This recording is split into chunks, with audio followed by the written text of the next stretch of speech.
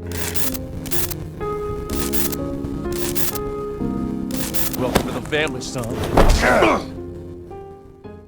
Hello and welcome back to the channel. My original plan was to make a video on the AWE expansion for Control, but unfortunately I've been sick for about 3 weeks, and then when I started it, I lost all of the footage and had to replay it again. So instead I thought I'd just make a quick video, giving my initial impressions of Alan Wake 2.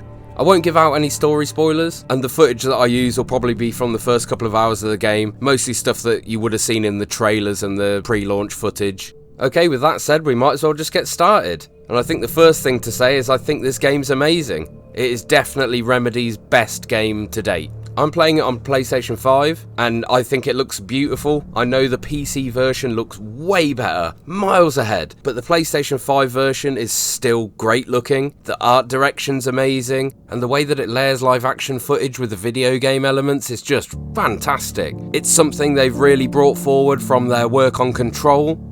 In general, the game plays really well. The controls can be slightly clunky at times, especially with shooting. I sometimes felt like the aim assist was actually working against me. Maybe it's just me. Who knows? Either way, it really didn't get in the way of me enjoying what I've played so far, which is give or take about 8 hours, and I won't ruin it, but there is definitely a section that rivals the ashtray maze from Control, which is fantastic, and it went on for about 20 minutes, which was probably my favourite 20 minutes in video games this year. Honestly, I could just gush over this game non-stop.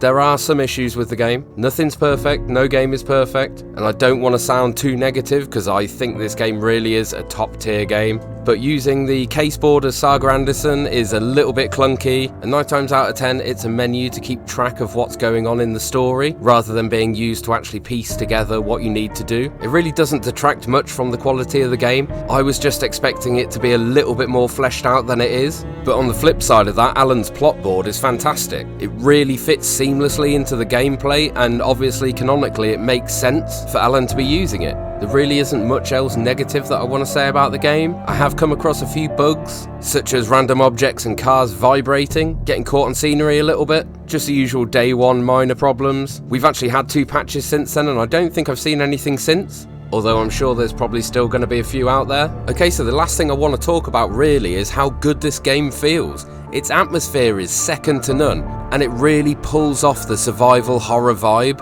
Walking alone in the woods as Saga is nerve-wracking, and walking around the dark place version of New York as Alan Wake is psychologically taxing. It's like an avant-garde film. They've really nailed the dreamlike nature of the dark place. It simultaneously comes across as coherent and incoherent. It's a real testament to Remedy as a studio.